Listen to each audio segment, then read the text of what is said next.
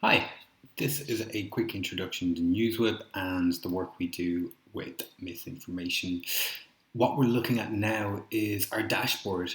In this case, we are looking at the French coverage for their upcoming elections. So you can see here we're looking at different mentions and different sources across Facebook, Twitter, face, YouTube, and also web content. What we can do that's especially useful for misinformation is actually predict how large these stories are going to be in the next couple of hours. So, for example, if we look at these stories here about police arresting people, or if we're looking at debates or anything like this, we can actually measure the performance of these web articles with social engagement data. So, if we look closer here, you can see the number now in real time, how many likes, comments, shares it's got on Facebook or Twitter, and where that story is going, and actually who's shared this story.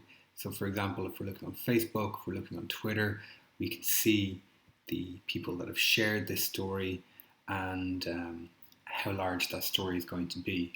So, you're able to understand, is this a story that we need to make a correction about? Is it something that we need to say something about, or is it not going to have a big impact and it's better not to talk about it, so not to give it oxygen, not to put fuel on the fire.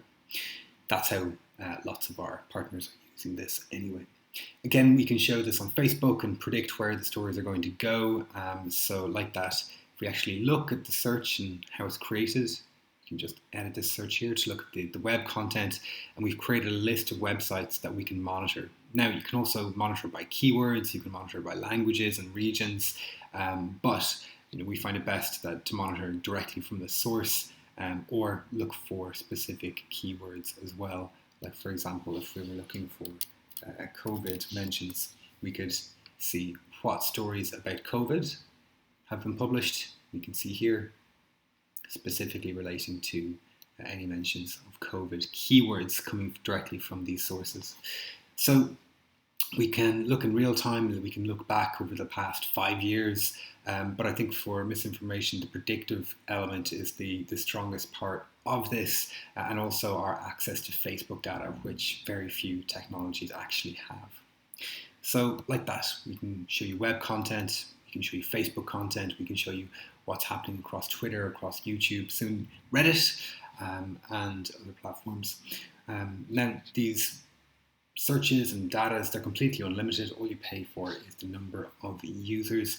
But this is a really powerful technology, and we're giving it away quite cheap for partners combating fake news, because this is a big part of our mission. Usually, if you're a brand or an agency or even a publisher, you'd be paying thousands of dollars for this.